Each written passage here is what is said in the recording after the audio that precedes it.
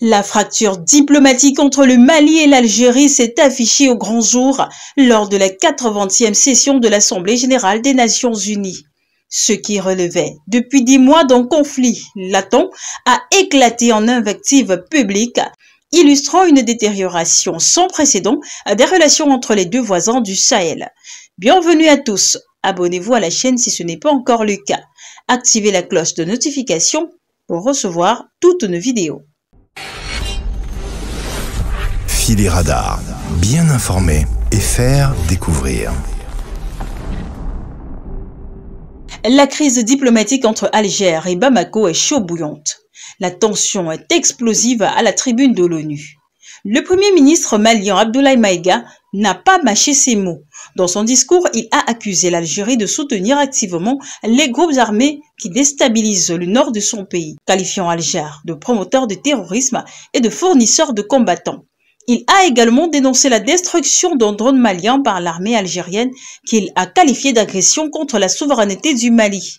La réponse algérienne ne s'est pas fait attendre. Le ministre des Affaires étrangères, Ahmed Attaf, a répliqué avec virulence, qualifiant les propos maliens de logorée de soudard et les accusations portées par Bamako de bavardage de caniveau. Une double déclaration, d'abord en arabe, puis répétée en français, marquée par une tonalité rare dans l'arène onusienne. Il faut dire que les tensions avaient atteint un point critique en avril 2025, lorsque l'armée algérienne a abattu un drone de combat malien près de la frontière. Si Alger affirme que l'appareil avait violé son espace aérien, Bamako soutient qu'il évoluait toujours en territoire malien. Cette affaire a provoqué une rupture de dialogue diplomatique. Rappel d'ambassadeurs, fermeture des espaces aériens respectifs et début d'une bataille juridique. Début septembre, le Mali a annoncé saisir la Cour internationale de justice pour faire reconnaître ce qu'il considère comme une attaque non justifiée. Mais Alger a aussitôt rejeté la compétence de la CIJ dans cette affaire, dénonçant une instrumentalisation du droit international. Est-il toujours uniquement question de l'affaire de drone? Au-delà de l'incident du drone, ce sont des divergences de fond qui opposent les deux pays. L'Algérie défend une approche politique vis-à-vis des groupes Touaregs actifs dans le nord du Mali, alors que Bamako, aujourd'hui dirigé par un pouvoir militaire, les considère comme les menaces terroristes à éradiquer.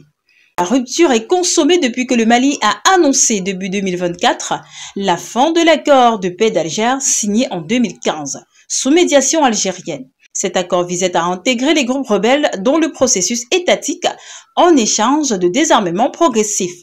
Pour les rebelles de la coordination des mouvements de l'Azawad, cette décision a été perçue comme une déclaration de guerre.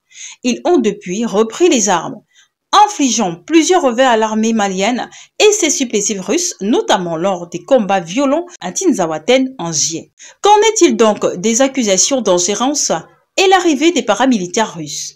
Pour Bamako, Alger joue en double jeu.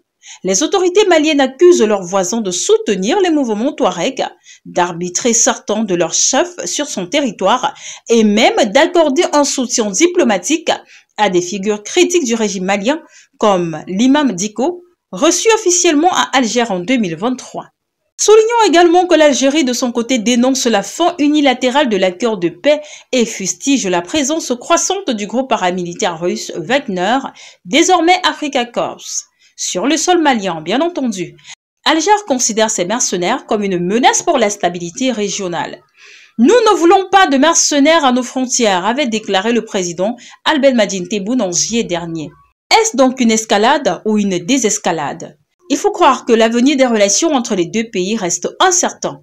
Si les tensions sont palpables, les experts écartent pour l'instant un affrontement militaire.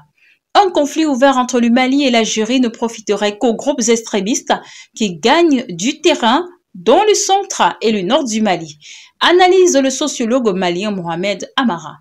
Les deux gouvernements ont encore la possibilité de revenir à la table des négociations. Le dialogue reste la seule voie raisonnable pour éviter un embarrassement régional, conclut-il. Que pensez-vous de cette situation qui perdure entre l'Algérie et le Mali?